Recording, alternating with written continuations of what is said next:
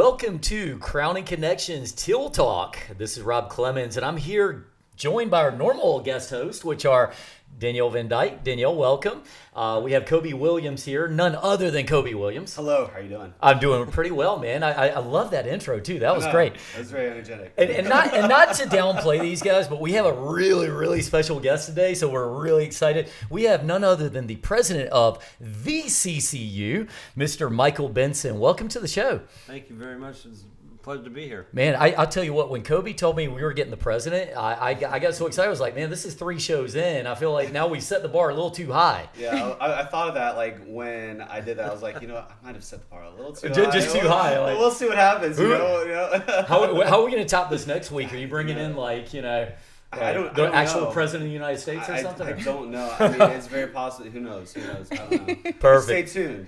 Stay tuned. Kobe's got the connection. right. No, it's exciting times at Coastal Carolina. And of course, we're always here kind of in collaboration with the Grant Center, which is really exciting for us. So we got a lot to talk about today, so I'm going to kind of dive right in. But we're going to start off with a little bit of news with Danielle. Danielle, what's happening? I love that we're still trying to decide a name for my segment. Was catchy, though. Maybe we should News with Danielle. I thought about it all We should night. ask the fans. Yeah. We should Please, put something everybody. on social media. It needs to be something a little catchier, I think. But Well, I think News with Danielle says it all, though. maybe. Yeah, It's beautiful. It's beautiful. But yeah, it's one of the things that I really wanted to discuss today is just how our amazing alumni and how many people have actually come from this college. Because when we were looking through the alumni list and just people that we could reach out to potentially be on the podcast, we were coming up with some really awesome names. There's people who have won Emmys. I actually went to high school with a girl who came to Coastal Carolina University as well, and she is in New York City doing the thing, won an Emmy and everything. Wow. So that's pretty cool. And then we've got people who have developed apps that are just billionaires now. Mm-hmm. We've got many Michael sports Kelly figures. is one of the names Love that House pops of up. Cards. Yep, House of that Cards. one too. Now, Actors. President Benson, I'm sure you have certain connections. Can you get Michael Kelly on the show by any chance? I found out the connection through Michael Kelly is the Russell family. Really? So Robin and David. Wow. They know him very, very well. I was in New York a few months ago, and he was out shooting another movie somewhere, so we didn't have a chance to connect. But he still loves Coastal. He was our commencement speaker, I think virtually, back in 2020. Yeah, it was 2020 when I was graduating from the MBA. Yeah. So he loves this place, and we love him. So It's so and we cool. love all of So our awesome. graduates. by the way. And he's a good actor too. yeah. Coastal, we're not turning out bad actors out here. No. He's kind of doing pretty well for himself out there. For So, sure. I think that just speaks to the caliber of education that comes from Coastal Carolina University, sure. though. And I mean, all at the same time, you still get that local kind of feel, and you really get to know your professors and get to know everybody that you're at school with and everything. So it has that small, intimate feel, but you get this amazing education that you would think that you would have to go to, like Harvard or something for. So it's great to see that there's so many alumni coming from Coastal Carolina University that are just out there and they're thriving and they're doing great things. I mean, even in our local community, there's so many amazing alumni here. I agree with you, but now you got me stuck on Michael Kelly a little bit. Did he do theater when he was here? Because I can just imagine the theater teacher just being like, I mean, look Are you what going I to teach did. us? Right. I think he did. What our theater program is top drawer. Our musical theater program, by the way, was just ranked by a publication in the top 20. Wow. In the country. So one thing we're lacking, and I hope we'll have a chance to talk about, is a Center for the Arts in our county. We came from a community in Kentucky where we hosted everybody from Jerry Seinfeld to Yo-Yo Ma to Chicago Wow. to Bob Dylan. Wow. And we don't have a facility like that anywhere in our county. And as more and more people move here, they have this expectation that there will be a facility that will host the Long Bay Symphony or actors that can come back and be in a production. So anyway, stay tuned. I'm going off script here, but he, I believe, did what they call physical theater. Okay. As an undergrad, but I'll have to double check. But we churn out some unbelievable graduates. So cool. Danielle's dropping some hot knowledge on us today. This is a great talk right here. And of course, Top that, Kobe. and then it's beautiful too. I have the hashtag though. So. He does. He has a great. He does have a great hashtag. calling card. But I will tell you, even the football program, turn out, Josh Norman and Tyler Thigpen, these guys who have done such a good job, and there's a lot more, too many to mention almost. So great points there, Danielle, and I appreciate that. Good stuff. And of course, I've been excited all night to see what's going to happen with this one. I couldn't sleep last night. We're ready for Happenings with Kobe. Yeah, Kobe, what's up? Hashtag Happenings with Kobe. Hashtag. Okay, got you. Yeah, so I'm a fan of that. I like that. He does like this. Well, I was just really excited about having President Benson on the show, and he's just been the past year and a half that he's been at the university. I mean, it's been awesome. I've seen this university. I've been in the community since I was born. I was born in Horry County, raised in Horry County, and then started Coastal in 2014 with my undergrad, and I've just seen it growing so much. And I love every single president we've had here. And President Benson, I mean, literally is the perfect president to have right now. I mean, we're in a growth phase right now, and he is literally the person to have right now, and I love it. It's awesome, and his leadership's great. So that being said, I'm excited for this fall semester. I think that's my theme for the past couple of Happenings with Kobe, but this fall semester is going to be absolutely fantastic, especially in the Wall College business. I mean, I just saw the other day we're having 10 new faculty members in the finance and economics department. Wow. I'm like excited about that. I mean, that's just awesome. I mean, that's a program that at Coastal that's the economics department. I think it's been around for almost 20 years, but still, it's a top-notch program, and I love that we're expanding a little bit. So I'm excited about that. It's cool so stuff. so amazing. And one man, thing, I'm excited. if you look at the fun facts with Coastal, some of the stuff is that I read that we have about 500 full-time faculty here right now. Is that about right? A little bit more than that. A little bit more than that. Yes. Wow. It's so amazing. And another one that I saw that I thought was really impressive. We talked about this a little bit before the show, but the student to faculty ratio is about 17 to 1. And let me tell you, as a guy who transferred from University of Wisconsin before I came to Coastal, it just feels so much more personal here. You get so much more of a connection with your professors. I always really appreciated that. And I kind of envision if there's students thinking about coming to Coastal or, who've already gotten accepted to Coastal or are coming for the first time in the fall, that's something I would want them to know, that it's just a better experience. And I feel like you get a great education here. So that's cool that they added 10 more too. Yeah, absolutely. I love the student to faculty ratio. I mean, it gives you an opportunity to talk to professors. I mean, undergrad, I was going to after class to my professors' offices and talk to them and about the class that we would have that day, and I call them rants with Kobe. Rants with Kobe. Rants with Kobe, but developed some great relations with those professors. I mean, I love it here. I mean, the professors are very accessible, and Coastal does a very good job of that. And behind the scenes, I've talked to some of the professors about you, and I heard you were quite the party animal. No, I don't know about that. Right. If there was chicken bog involved, yeah, maybe. Yes. I have to put that in there every single show. Chicken bog. There's a chicken bog. In fact, one of these days for the show, we're just gonna have chicken bog, and we're gonna do a taste test. Oh, could we please? Oh, 100%. I'm hungry right now, so talking about food. Too close to lunchtime for those that are listening. But and by the way, and it's always awkward when you're going to be the recipient sitting here listening. But I did a tour of Coastal with Kobe, Danielle and I did before we started doing the show, and it was amazing as we were talking to the staff and the compliments that came towards yourself. I mean, people talking about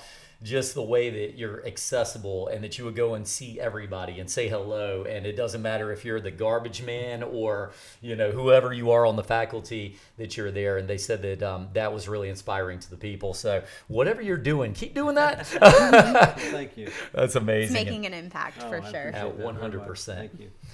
So without further ado, and thank you, Kobe, that was great stuff.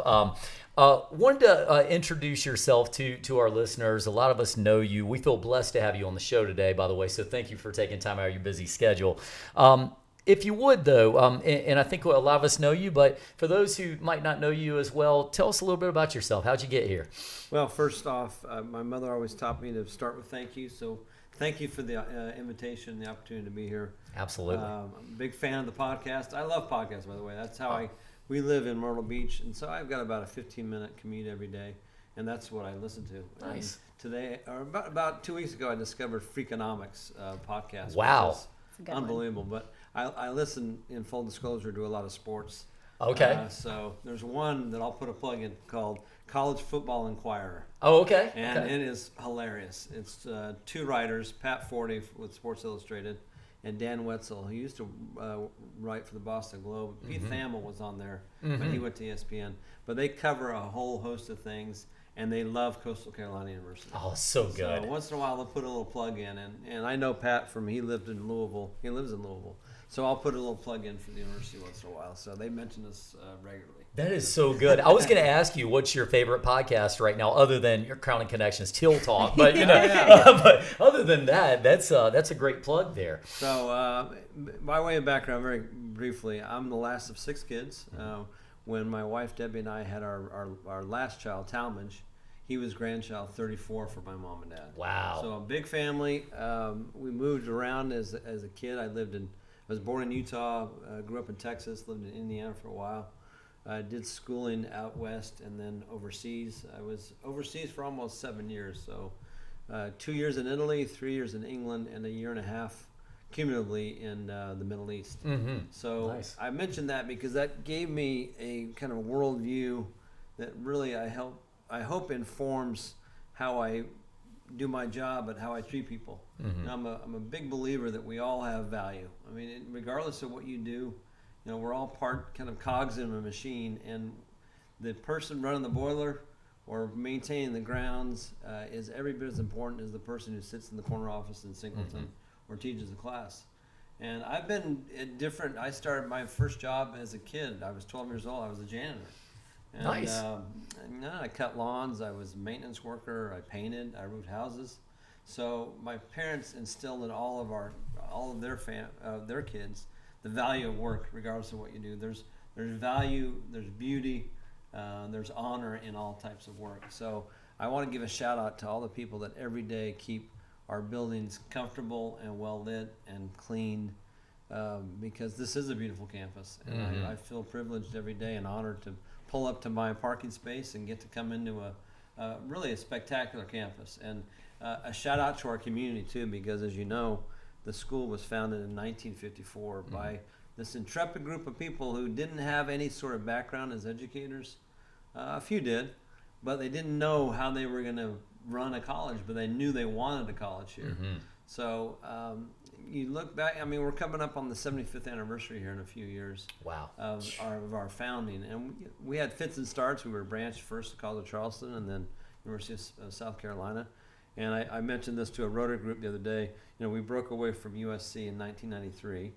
And back in February, we beat USC by 24 points in basketball. Wow. Man, that's full circle right there, baby. It's like Big Brother grew up. Little brother grew up. So anyway, I mentioned all that because I'm a historian, and as a trained historian, I love stories about people and places and movements, if you will. And so the story of Coastal to me is incredibly inspiring, and what it means to our community and the people who've come through these doors. So I see myself as a steward for a period of time. I hope we're here a good long while, because my wife grew up out west, but we lived in Kentucky for 8 years. Her family lived in San Antonio for a while, and you will now not ever get her out of South Carolina. Right? She does absolutely love it. And I tell my kids, I take my kids to school every day, and as we come out of our house, you can hear the ocean. And I said to them, kids, listen to that. I mean, people save their entire lives to come here. Absolutely. To vacation, and we have really the opportunity to live here and work and grow as a family, and so we're so blessed to be here. Yeah. And I as I said, I've lived a lot of different places. We've always loved coming to South Carolina.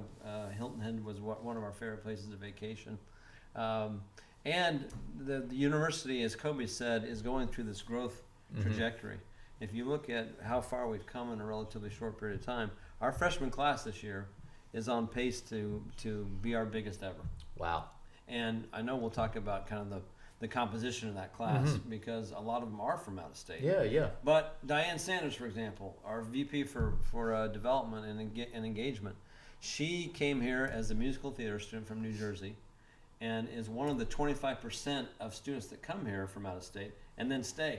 Wow. Oh, stay permanently after graduating, right? And become tax-paying citizens of South Carolina. Yeah. They love it, and they don't want to leave. So that's a selling point, I believe, that once you get here, you'll fall in love with it, and you'll put down roots. I totally agree with you, and you know, it changes your perspective on vacation, because if you ever, you know, we're here in Myrtle Beach, so you go on vacation, and then when you come back, it's like, well, we're going back to Myrtle Beach. It's not so bad, right? Because I'm a guy who, my father was Air Force, so we lived in places like, nothing wrong with it, but we lived in places like Blytheville, Arkansas. So when you're done with vacation, you're going back to Blytheville, Arkansas. Again, lovely place, but it's not like you know, like here it's like, oh, we got to go back to Myrtle Beach. That's a shame. You know what I mean? So beautiful place. Talk about a little bit about that, because I think that's been a goal to my personal goal would be to see more students staying here after college. And I think for years, especially if you get back to the early 2000s, it was almost the normal thing. You graduate college from Coastal, and then you go to wherever you're going to go to start your career. Do you think we're on the right track as far as like getting more jobs for students coming out of college that could just stay in this area? That's a very good point. And I was on a panel yesterday for the Chamber of Commerce, and we had a woman from the South Carolina Department of Commerce, vice president from Horry Georgetown Tech, who, by the way, is our sister institution right here close by, and that relationship is really important. And the conversation was, you know, we don't have big manufacturing like they do, for example, in Charleston. Yeah. We don't have a Boeing plant, or we don't have Caterpillar, or we don't have Mercedes-Benz or BMW as they have in the upstate. But travel and tourism, of course, is really what drives our county. But if you've heard the news about Google and their subsea cable from Argentina all the way up here and coming ashore in the United States in Myrtle Beach, nobody can divine the future and say, well, now we'll become some tech hub. But that's an area, there are two areas I think that are really booming here. One is healthcare. I mean, we see it everywhere. Absolutely. The folks that are in migrating need those services. And number two, I really believe tech is going to be part of our future. Wow. I've heard Mike Hagg from HTC talk about it. And who knows what ancillary companies will kind of pop up around this Google, this fiber that's going to come ashore. What a great point. And we just had Sandy Davis on from the Myrtle Beach RE. She brought a piece in for us to see, and it was really cool. So you know exactly what I'm talking about. Yeah. So the conversation yesterday was, how do we attract talent, keep it here, but also those kids that graduate from Horry County schools. Look, I get it. A lot of kids want to go away from college. Horry County is still our biggest feeder county in South Carolina. So we want to make sure they have jobs after, and that's why it's so important to us, for us to work with the Wall College and with the Institute, with the Chamber, with Sandy and her development corporation, because we've got to create those opportunities for students to keep them here. Absolutely. And, One thing I wanted to go back to as well is you know, you talked about the medical system here, and I think that's a big change in this area, because again, if you go back to the early 2000s, one of the things people would say is, oh, I need to go to a doctor. They'd always say what? Well, go to Charleston. You need to go to MUSC and things. And now, as we're bringing in this more and more people who need doctors, I think you're getting a higher caliber person here. So that's a really interesting topic there that I hadn't really thought of until you mentioned it. well, we live just around the corner from Grand Strand. I come to campus at 501, and I pass CMC. Of course, you see Tylen's. McLeod's got a huge presence now in Carolina Forest. So everybody is growing. Ortho SC, of course, we've had a relationship with it for a long time. So you're exactly right. The affiliations, for example, that Conway has with Duke Medical, Duke Medicine now, the fact that MUSC has a relationship with Tylen's, people are retiring here, and they have this level of expectation that really is benefiting all of us. Absolutely. And so those of us who've been here for a while, from Loris. McLeod Loris. You yeah. said McLeod, I was like, yeah, McLeod Loris, man. Well, they're awesome. So I think it's going to continue to improve the quality of life for everybody. Well, you know, I think this is a perfect way to segue into something. You did a big deal with the Conway Medical Center here recently, which is benefiting the campus. You talk about a little bit about that and what's going on with the library. Well, I'll do the library first. Thompson Library, we broke ground on that. It's almost a $30 million project. And we still will have the Kimball Library, we'll have the Bryan Information Commons, but we're creating kind of a library system now. And so when you step foot in the new Thompson Library, it will not be anything like you experienced as an undergrad at Wisconsin or even here at the Kimball Library. No stacks, maybe a few computer terminals here and there, but it's space that's all hardwired with lightning fast Wi-Fi. Wow. Access to all those electronic databases now that we have subscriptions to, and places for students to collaborate. So you'll see a lot of meeting rooms. You'll see a lot of Starbucks here and there. Of course. That caffeine. Yeah, that's what students like. They like that space. We'll still have stacks. We'll still have the Kimball Library, but that's going to be a really exciting project. It's an amazing project. And if I could, one thing that really blows me away about Coastal is that it's really state of the art here. If you go through some of these buildings, I feel like Coastal's really pushed the issue of being in the 21st century and making things happen. So I'm so excited to see what that's going to look like, the finished product over there. Well, we sit in the Singleton building, which is the oldest building on campus, that was renovated just a few years ago. But mid-1950s, around that time, everything else as you walk around is new. I mean, Williams Rise is a little bit old, a little bit dated. But thanks to the penny sales tax, where we let people from West Virginia and Kentucky help pay for our buildings, literally for the school district and for us and HTTC. That is helping fund, the whole Thompson Library is a penny sales tax project. Amazing. So it's up for renewal in November, and I certainly hope people will consider just how significant it is to our county. 100%. So with regard to Conway Medical, they have helped us with the establishment of our new College of Health and Human Performance.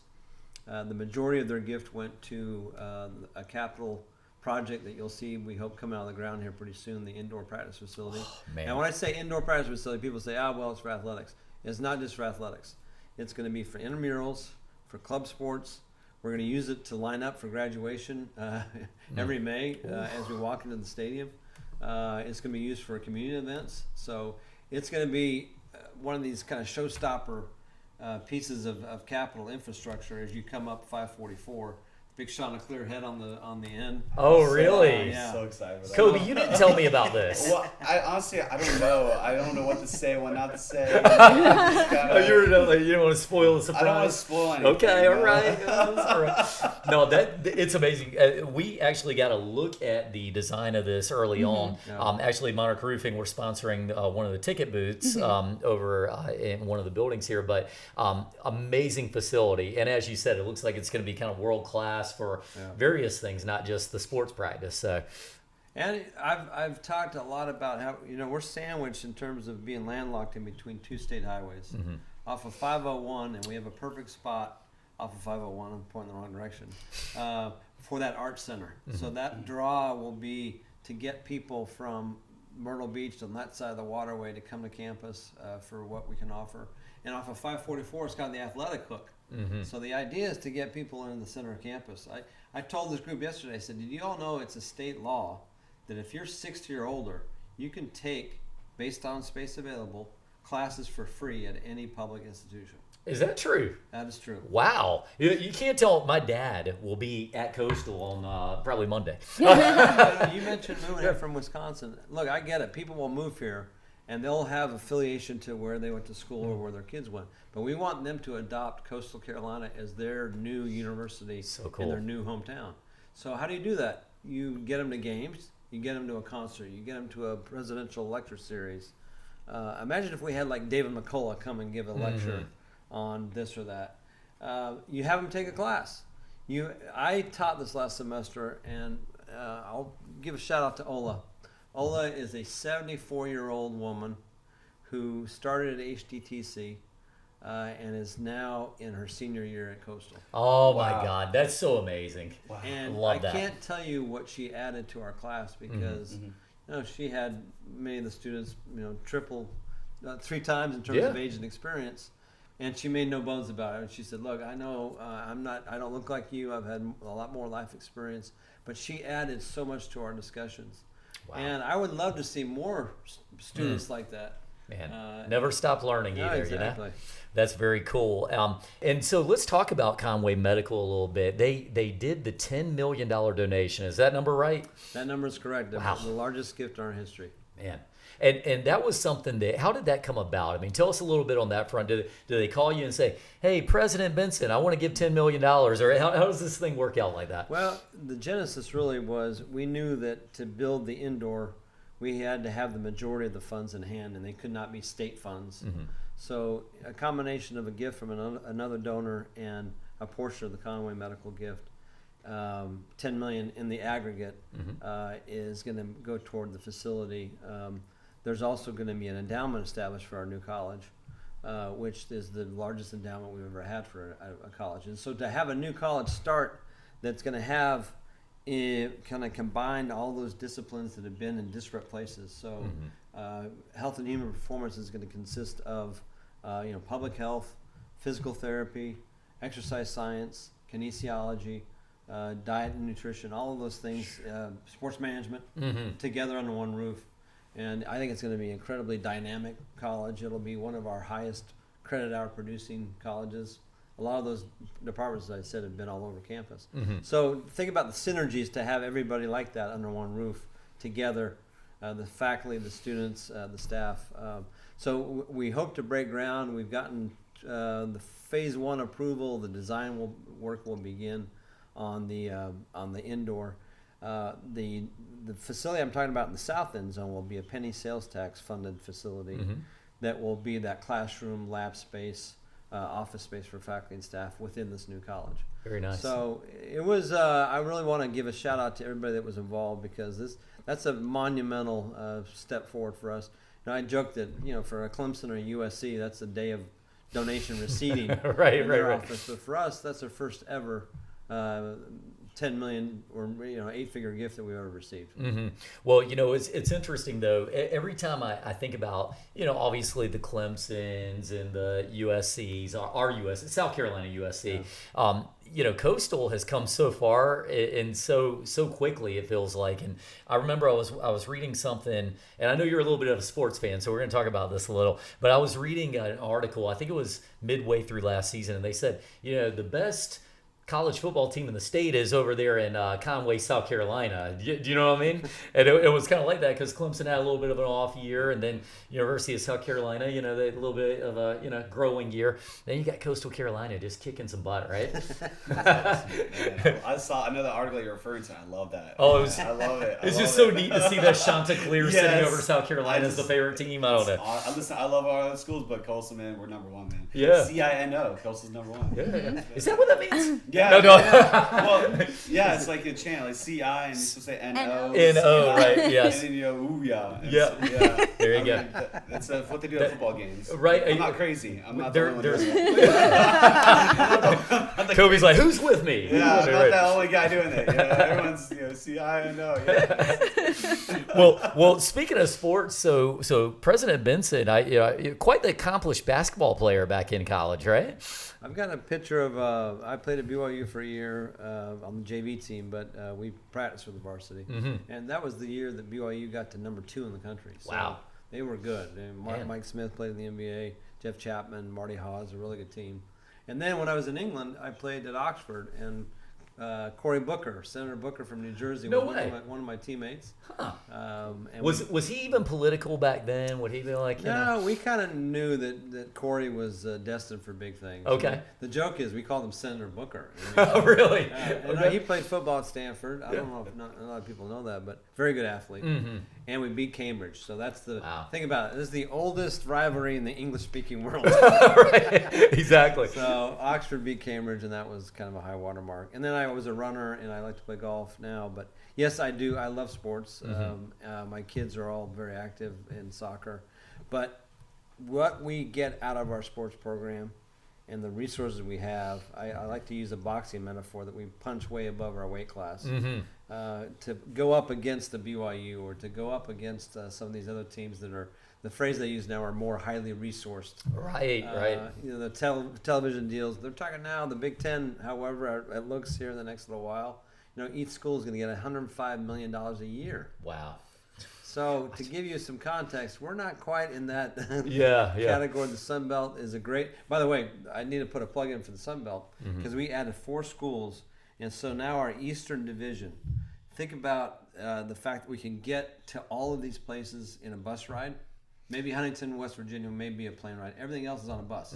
Now, if I'm Rutgers and I've got to go play a midweek game against USC, right? That's what they're. I mean, when they talk about student athlete welfare, that kind of rings a little bit hollow. But look at our Eastern Division of the Sun Belt: Marshall, West Virginia; Old Dominion; James Madison; Appalachian State; Coastal Carolina; and the 2 Georgia schools, Georgia State and Georgia Southern. That is a really compact geographic with some natural rivalries that we're really excited about. That is very cool. You know, we opened the season against Army, and the fact that we're a military academy is coming here. I mean, you said your dad was in the Air Force. Absolutely. I am so proud of the fact that we get to take our team there next year, and they get to experience that. That's going to be cool. That game. And just mark your calendar. Opening game next season. I don't want to get too far ahead of myself. UCLA in the Rose Bowl. Oh, whoa. How about that? Yeah, that's pretty cool. That is pretty cool stuff right there. Wow. So cool. If we could, and I don't know if this is something we should go into, but I want to ask anyway. You know, the college football, they changed the program a little bit now. Student athletes can get funds. How do you see that change in something for a school like Coastal? Is it a good thing? Is it a bad thing that now that some of the student athletes can actually get money? Well, this is top of mind for me today because Melissa Jefferson announced yesterday that she's turning pro. Oh, and she promised me she will finish her degree. Right. And she made that promise to her parents. She's a senior in public health, so she's close. Wow. And by the way, we're so proud of her, what she's doing. Tune in Saturday night. I know this will run a different time, but she runs in the heats at the World Championships at 8 o'clock, and I can't. We're having a watch party in our house. Guys, I'm telling you, I got chill bumps on this right now. Just to think about a Coastal student doing what she's doing is so cool. So when she won the 60 meters indoor, if you watch the race, I mean, she's in the block. In the final race, here's a runner from Kentucky, Texas, LSU, Florida, Texas A&M, Oregon, and right in the middle, Coastal Carolina. Coastal Carolina, baby. So I've been doing a little research. I don't think a mid-major student athlete has ever made it to the World Championships like Melissa has on this stage, this young in her career. So she's going up against, I think Melissa's 20, 21 years old. She's going to be racing against 28, 29, 30-year-old sprinters from Jamaica, from all over the world. And she'll see how good she is. And I was going to say, the Jamaicans, one thing you can say is they turn out some sprinters, don't they? Word. See one Usain Bolt, right? But we're so incredibly proud of her. Yeah. But to the NIL thing, name, image, and likeness, there has been so many changes in a relatively short period of time in intercollegiate athletics, one of which is that students can just transfer whenever they want. So imagine if I'm a coach and the roster management, look, I get it. Some players want to play more. Everybody wants to play more. But they may say, look, Coach Gilmore told me that the baseball now at Division I level is more like a travel team, like when they were in high school. That if I'm not happy because I'm not in the starting 5 rotation as a pitcher, or if I'm not in the right batting order, guess what? I'm going to leave. Wow. And the problem is they can now leave anytime. So you could be mid-season, and the NCAA's got to come up with some guardrails, as they say. There's a transfer window, and you can only do it during this period. As it relates to the name, image, and likeness, I'm a big believer that student athletes should be compensated for what they do. Just like if we give a scholarship or a fellowship to a graduate student, a scholarship to a student athlete is like that. But think of how much, literally billions of dollars are made on the performances and the images, likenesses of these student athletes. Now, there has to be some control.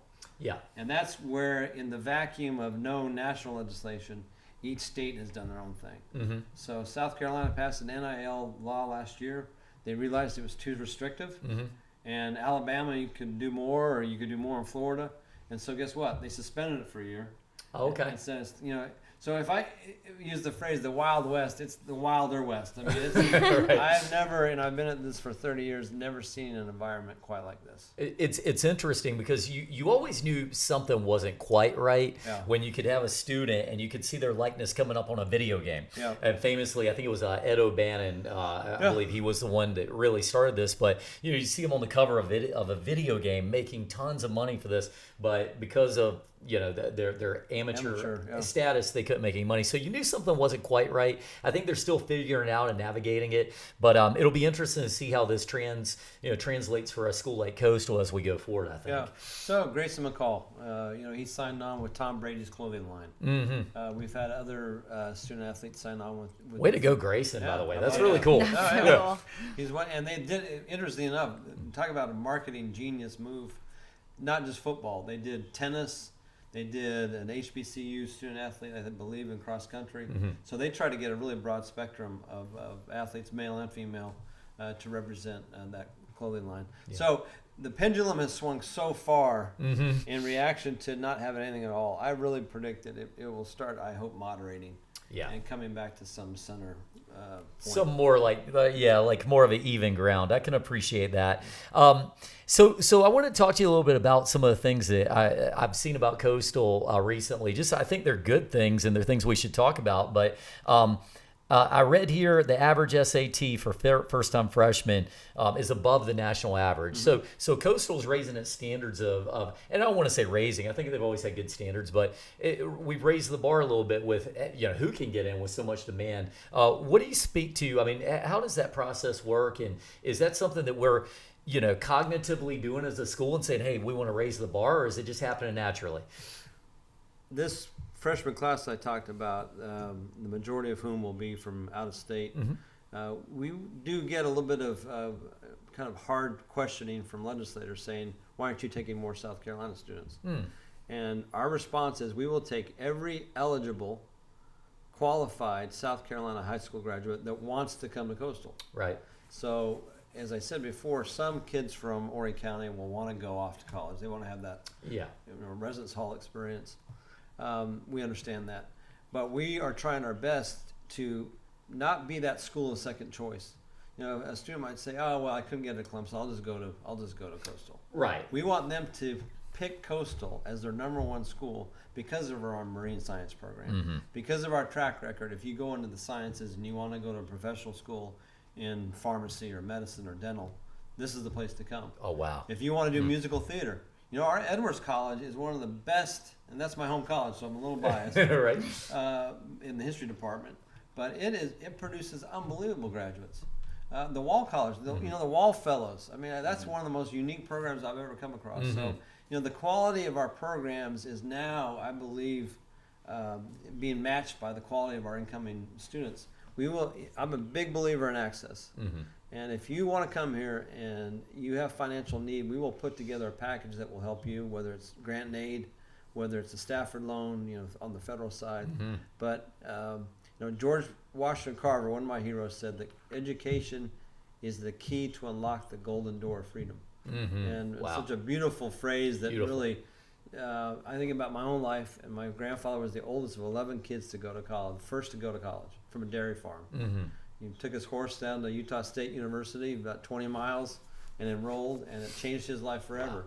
But think about the lives that were changed after that. Absolutely. So we will never turn away a student that wants to come here.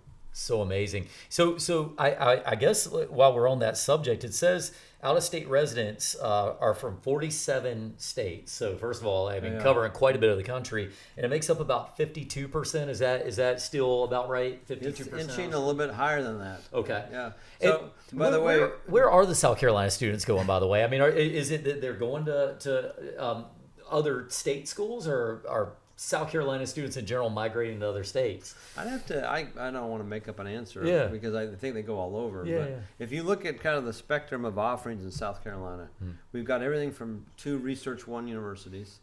We've got what we call comprehensive universities, whether it's College of Charleston or Francis Marion Coastal. We've got a really unbelievable technical college system that's throughout the state. And then we have some really fine private schools. I mean, you think about a Newberry, or you think about a Furman, right, or Wofford.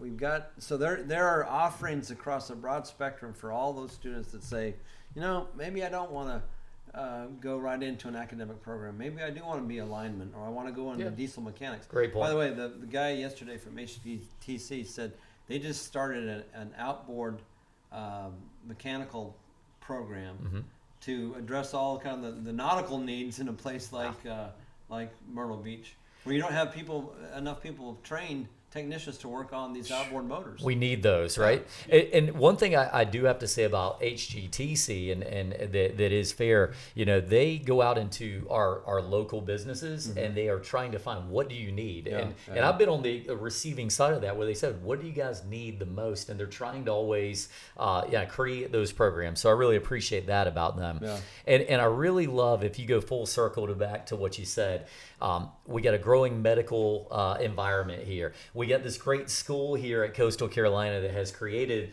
the courses you would need to get through that. So I think what a tremendous opportunity in Horry County for sure.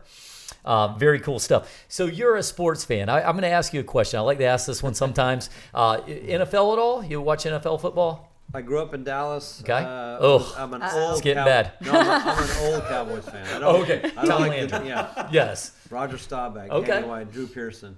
The current regime, I don't. right. Yeah, it's tough. Yeah. Hey, I'm a Washington fan. It's also a little tough out there. If you were going to say your leadership style is like an NFL head coach of any era, which one do you think it would be? It's a tough one, right? It is. I have always admired Tony Dungy. Oh, wow. What a great answer. I've watched him, and I have a degree from Notre Dame, and I used to watch Brian Kelly, and nothing against Brian Kelly, but, the veins in his neck would pop out. Right. The camera would get too close, and you'd see what he'd yell at a player. And I never saw, look, I get it. I played sports. Coaches are across the spectrum in terms of how they behave and how they treat their student athletes. But Tony Dungy was always measured. He was always calm. He commanded respect, not because he yelled at you and called you F and this or that. You know what I mean? I have always admired that. Tom Landry, as a kid, wearing a jacket and tie. So he was like the Kobe of football. Really? Exactly. Wearing Look the him tie. up sometime. And the highway system. There's a Landry Highway out in Dallas now that has an image on every overpass of his hat. Oh, yeah. That's so great. Yeah. You don't see NFL coaches like him anymore. No. I'm telling you. He was fascinating. Those would be probably the two I would think of. I've also, there are other coaches that I'd like to, Coach K, maybe I shouldn't mention. Yeah. But my niece married one of his former players that won a national championship. Wow. And so he wrote a book called, I think, Coaching from the Heart or something. And in his book, he talks about how at the end of every practice, he would ask every single member of his staff, including the graduate assistants and the team managers, to give a quick perspective on what they saw. And he said, the point is everybody adds value. And every set of eyes can give you a different perspective as to, hey, I saw this happen or I saw that happen. Man, there's no wonder he won over 1,000 games as a coach. Gosh, it's like keys to great leadership are getting input from all levels. Yeah, exactly. And I can see you doing that. And I feel like, again, this is another full circle. I think that's a perfect example, because I see Tony Dungy, and I definitely see that in your leadership style, and that's very powerful. Well, as we get towards the back end of the show, what would you tell people that are listening? What's next for Coastal Carolina? I want to first tell them thank you for the support. I mean, this is as much a university that belongs to the community as any that I've ever encountered. There is ownership of people in Horry County of this place. So the success of the county, I think, is inextricably tied to the university and vice versa. So as we grow, the county grows. As the county grows, more and more people are coming here. My office is right here, so I mean, even today, it's like the mail service. Neither rain nor sleet nor flood, and our student Teal Trailblazers are out here giving tours every single day. And when the people come to campus, it sells itself. It really does.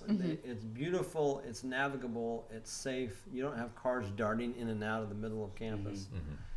So I see a kind of an inexorable path forward for our university. in terms of our growth, in terms of our impact, in terms of producing graduates that will be proud of their alma mater. I say my primary responsibility, this is my 4th institution where I've been president. I probably never will have a degree from Coastal, but that doesn't mean I can't come to love it like someone like Danielle and Kobe that graduated from here. And I want them to look at that diploma on the wall and know that their president is making that diploma mean even more to them, more to their friends, their family, their employer. So if I can burnish the reputation, and we can, it's not just me, if we can collectively continue to increase the reputation of the university, that benefits everybody. Wow. Well, we can all raise the bar for each other too. Yeah. You're doing a Incredibly fantastic job, by the way. Yeah, Yeah, you're awesome. it's so amazing and honestly such a great enlightening talk with you today. We talked a little bit of sports. We talked a little bit about new buildings coming to Coastal. We talked about 70-plus-year-old people coming to this school and learning and never stopping. So very powerful stuff today. President Benson, we appreciate you much and thank you so much for being on the show.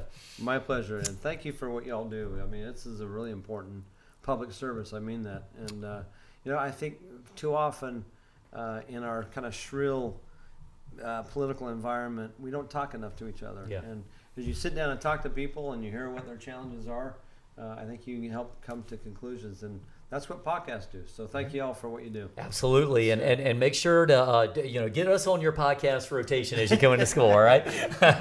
Well, sounds good. Well, thank you again, and for Kobe, Danielle, thank you guys again for your hard work. And this is Rob Clemens signing out with Crown and Connections Teal Talk. We'll see you guys next time.